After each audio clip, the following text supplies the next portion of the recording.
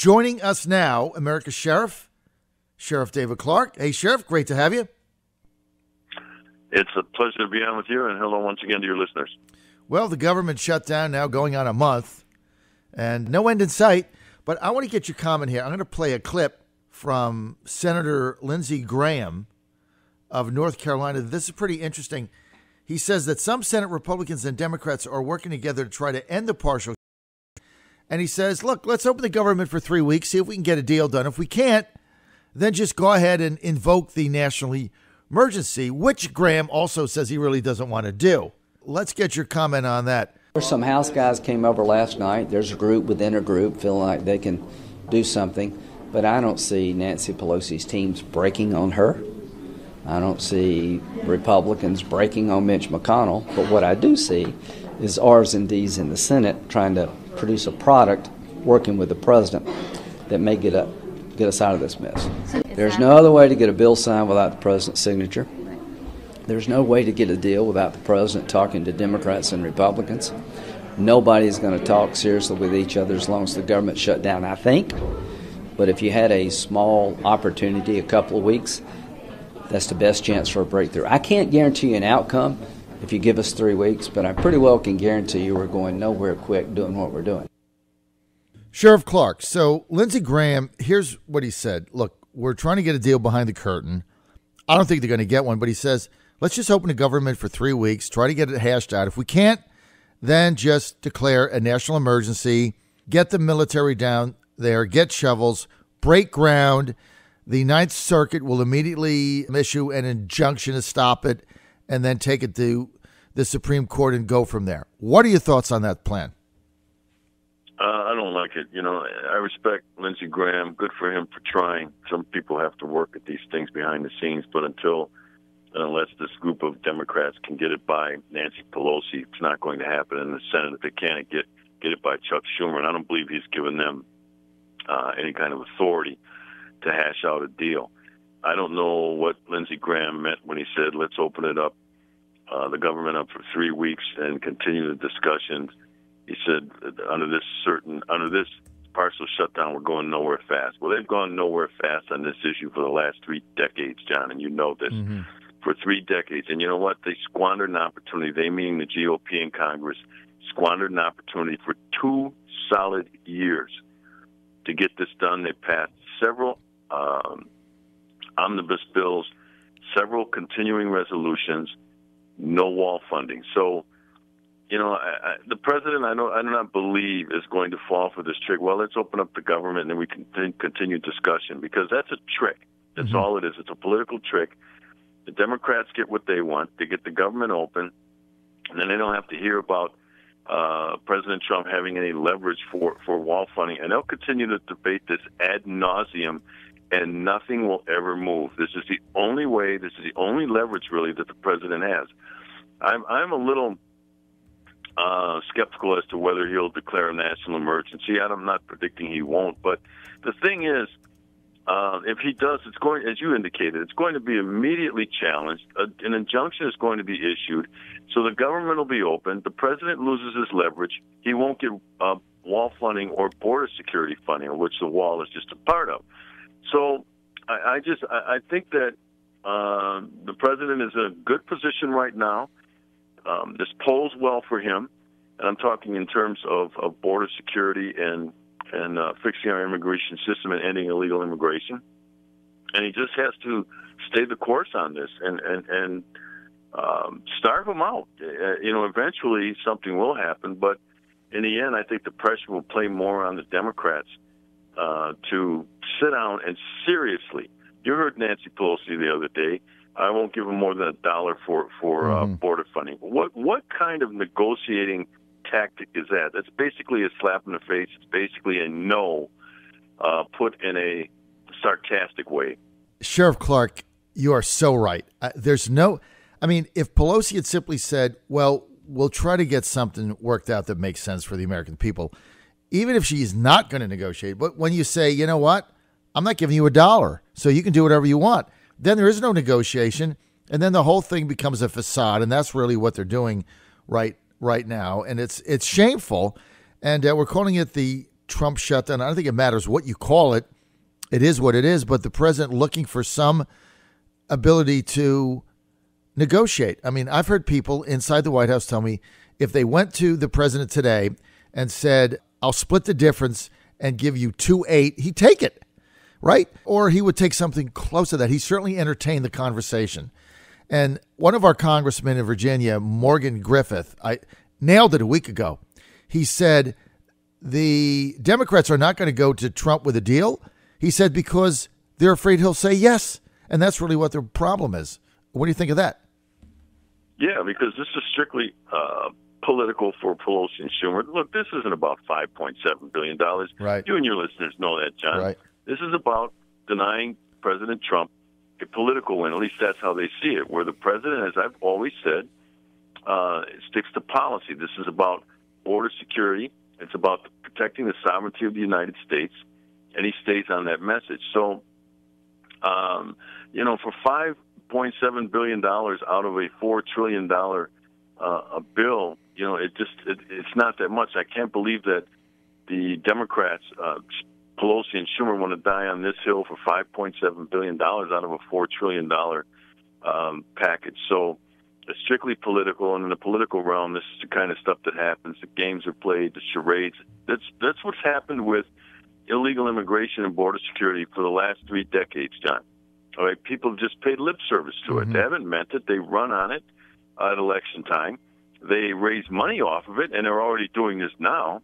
But then when the rubber has to meet the road and policy has to be laid out and implemented, all of a sudden everybody loses interest because they know that this is leverage for political campaigns, for election time, for raising money. I think it's a shame that the Democrats would play politics and with the security of the United States of America, with American citizens, and anywhere outside the Beltway, outside the swamp. The American people are yawning at this. They're kind of tired. This is the kind of stuff they've seen in Washington, D.C. go on forever. They're tired of it, which is why they wanted to go a different route and change the tone. They elected an outsider, a political outsider, to get into Washington. He's doing a tremendous job in terms of turning over tables and making noise to try to change the tone and have Washington actually work. It's a dysfunctional place. Our American government, the federal bureaucracy, is a dysfunctional place. It's inefficient, and in a large part, it's ineffective as well. And if we're ever going to change that, when I say we, the American people, if we're ever going to change that, we have to elect a new class of people. When you elect career politicians, you get political behavior. We're with Sheriff David Clarke. You can get more information by going to americasheriff.com. Sheriff Clarke is a senior advisor to America First policies. Sheriff Clarke, the William Barr nomination, that looks pretty solid. Looks like it's going to go through. But the Democrats keep squawking about Barr's comments as it relates to Mueller. William Barr saying, look, I'm not going to shut the Mueller investigation down. It's at the end. Let's just get done with it, get a report, publish it, hear what he has to say, let the chips fall where they may. A lot of talk this week about the president being a Russian agent, which I found to be, I don't even know what to call it, an absurd twisting of opinion by the New York Times, turning it somehow into news. What is your take on this whole thing? Well, first of all, let's break that down. The Mueller thing, that's a runaway freight train. It's creating out of control. It has for a long while. This has nothing to do with Russia collusion anymore. It's going any direction it wants. As you know, the twists and turns. First, it was about Russia collusion when that didn't work because there is no evidence and there will be none. Then it was about the smut queen, Stormy Daniels. Then it was about Paul Manafort and his dealings from 10 years ago, which had nothing to do with the President of the United States. Then it was about Michael Cohen. And now it's back onto Russians again. They keep throwing in Russians. Every once in a while, Mueller will throw out an indictment naming some Russians who aren't even in the country just to keep the word Russian in the conversation. Barr's testimony was, pretty pedestrian. He just went in there and had to say all the right things. I didn't like some of the things that he said because it kind of ties his hand going in. That's what the problem the former AG Jeff Sessions had when he recused himself. It tied his hands and tied the hands of the President of the United States. The Democrats have bastardized this process of this advice and consent, as we saw in the Kavanaugh hearings. And now it's no longer about a person's qualifications or maybe some of the things they've written or said in the past on cases, but it's about making promises. The Democrats were trying to twist Barr's arms into saying that he won't end this investigation, he won't interfere. He's the AG, for heaven's sakes. He has authority over this, and for him to say over the last couple of days that he wouldn't do it and Mueller needs to be able to finish his job, Mueller wouldn't go on a witch hunt, that's all BS, and you know it, I know it, your listeners know it. And so what it was a charade, okay? It was a dog and pony show instead of a legitimate piece of the constitutional process to make sure that the people who are put in these positions, these very powerful positions, right, are qualified to do the job. I agree with you. I was uncomfortable with some of his testimony because I'm like, why tie your hands? Why lock yourself in? And it seemed almost a little bit like Jeff Sessions-esque, and the level of fear that some of these nominees have of the Democrats. I mean, he's got the votes in the Senate, right? I mean, he's already been confirmed by these people once. So I was a little surprised by, I think you called it a pedestrian hearing. I think that's a great choice of words. Let me give you some feedback here. Mike in Cape Charles, Virginia, says, say no to Lindsey Graham. I agree with the sheriff. Make Congress do its job and make them vote. Graham's simply looking for an easy way out. Weak knees. You said Trump's a battleship. Stay strong. By the way, he says, I love the sheriff too. Mike in Cape Charles, Virginia. So another one of your fans there, Sheriff. Appreciate that. But Lindsey's been in Washington, D.C. for a long time. Right now, he's one of the Senate leaders, and he's holding strong for the president. I like to see that. But, again, every once in a while, he gets a case of that D.C. fever where he wants to just sit around and talk and negotiate, reach across the aisle, and he's reaching across toward people who want nothing to do with him, are looking to destroy the Republican Party and the GOP in Congress. They're trying to nullify these elections and control the whole process. So, Lindsey thinks he can work with some of these people. He'll find out the hard way that he can't. Let me ask you something, Sheriff. I was talking about this earlier. I just want to get your perspective. We're with Sheriff David Clarke. Get more information, go to americasheriff.com. He's a senior advisor to America First Policies. Sheriff Clarke, the Democrats' infatuation with illegal aliens is dumbfounding to me. They've always been sort of wanting to protect them because, we know it's the unholy alliance. Democrats want cheap votes. Republican donors in lower Manhattan, Goldman Sachs, they want cheap labor, so they kind of get together, do catch and release, and look the other way. But now you go to New York City, right, as an example, and Mayor de Blasio says, okay, starting whatever date, health care for everybody, all those uninsured, come all, we're going to pay for it. And now we find out, well, there's 600,000 people in New York City out of their 7 million uninsured. It's about 9%. But now we find that 300,000 of those are in the city illegally, like they're in the country illegally, that they're not legals. They came in illegally or overstayed their visa, however they got here. So half of those that are going to insure are illegals. Now, this is going to be funded by the taxpayer through some method, right? I mean, they have to get the money for that. They're also creating a situation where if you aren't illegal, you're going to try to go to New York ASAP because you're never going to get turned away from a doctor and somebody else is going to pay for it. And then you got, of course, the sanctuary city issue or state issue with Gavin Newsom in California. And you've got the Democrats now protecting all of these illegals that are trying to come over the border. What's the genesis situation with protecting illegals? Help me understand it. Okay, here's what's happening here. The Democrats have abandoned their traditional base, okay? Blue-collar labor, the middle class, seniors, kicked them to the curb. They now have to replenish their voting base. The only way that they can do that right now, because they'll never get those other demographics back, by the way, but the only way they can do this is with illegal aliens. It's to get them in the country. That's why they want them coming in. Next, you help them establish residency by giving them driver's licenses and letting them work and so on and so forth, giving them health care. Now they've established residency. And then the next step will be to get them voting rights. They know they can't do this all at once, so they're doing it in stair-step fashion. De Blasio knows damn well they'll never be able to afford health care for all in New York City, but it sounds good.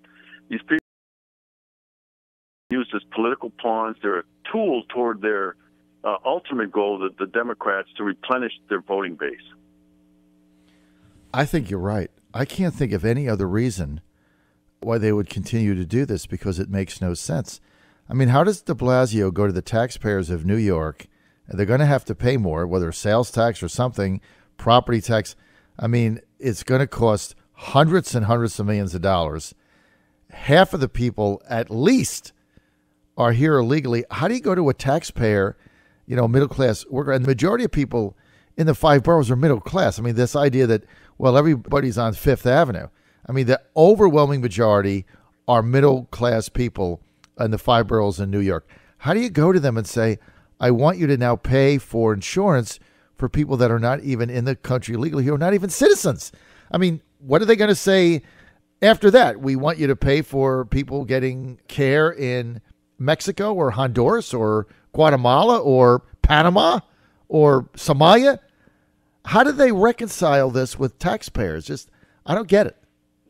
Well, here's what they do, especially in New York and California. This works because of the liberal mindset. You play on their sympathies. All of these are immigrants, just like you were, or your ancestors, or your previous generations were. Came over here, looking for work, looking for a new world, a new way of life. You play on their sympathies because liberals are emotional creatures, and so you can play on their sympathies, and they fall for this crap. If you look at many in the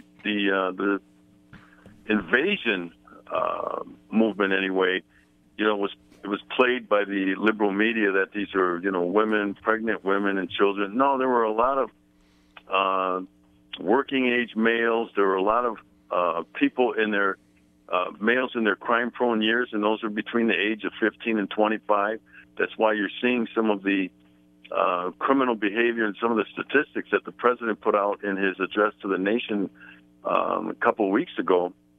These are staggering figures, and so this is what you're really taking on.